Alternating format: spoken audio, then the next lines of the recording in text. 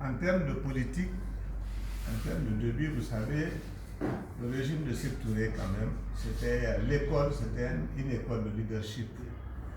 L'âge de Mosilla qui est là, nous avons fréquenté le collège de Boké ensemble, de la 7e année jusqu'à l'université.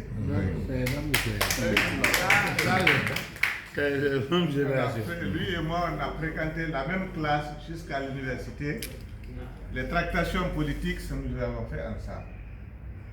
Lorsqu'il était question du multipartisme, j'ai eu la chance quand même d'être aimé par les grands frères comme Abou Sampare.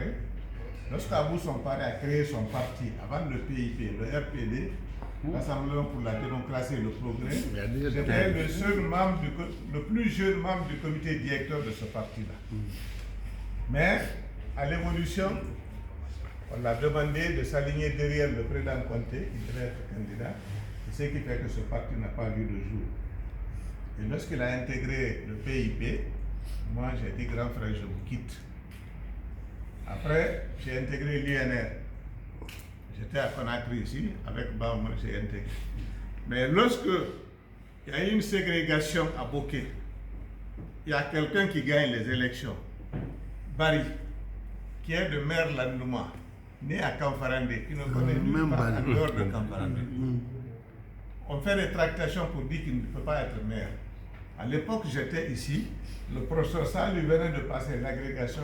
La personne à laquelle il a pensé pour qu'il devait accompagner, c'était moi. J'ai décidé, je suis parti à côté. J'ai dit, parce que ça là, demain ça peut m'attraper. Si on a traité Barry d'étranger, moi aussi je serais la même chose. Je vous dis ma conviction. Je suis parti, je suis rentré dans le débat politique. Ali Bonia, je n'avais rien contre lui, mais on l'a destitué. J'ai mis mon DPS d'Abo à sa place. Qui est décédé. Oui, qui est décédé. C'est vrai. Est-ce que j'ai évolué comme ça jusqu'à ce que, quand même, on m'a mis de Boké pour ça. À un moment donné, par rapport à l'administration, j'ai fait un arrêt en politique. Tout dernièrement, j'ai accompagné le RPG à cause de Bobo Denken. Parce que lorsque le président l'a proposé député, il ne s'y connaissait pas, tout le monde l'a dit de s'adresser à moi. Il m'a appelé, j'ai dit, vas-y, je t'accompagne. Et c'est en ça que je l'ai accompagné jusqu'à cette dernière temps. Lui-même, il en voulait. Maintenant que je suis à la retraite, j'ai décidé librement de me reprendre en politique à travers l'IDG. Donc, c'est pour vous dire, je vous remercie de l'honneur qui m'est porté. Merci.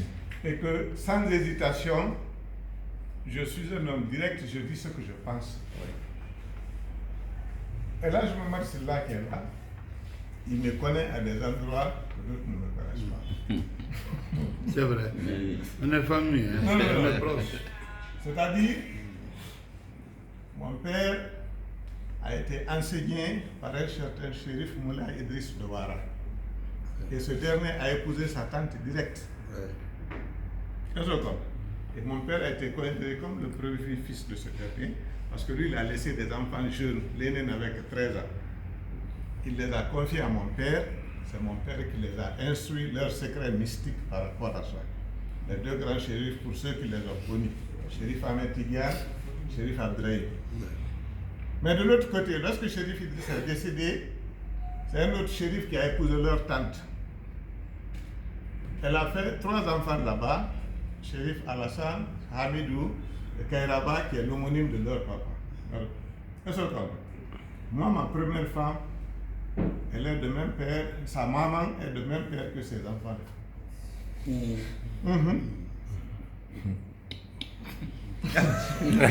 mélangé. C'est bon Guinéen, quoi. Non seulement du côté du shérif Idriss, on est liés, mais de l'autre côté, le second mariage de sa tante, toujours qui est resté dans la famille, moi je me suis marié à leur fille.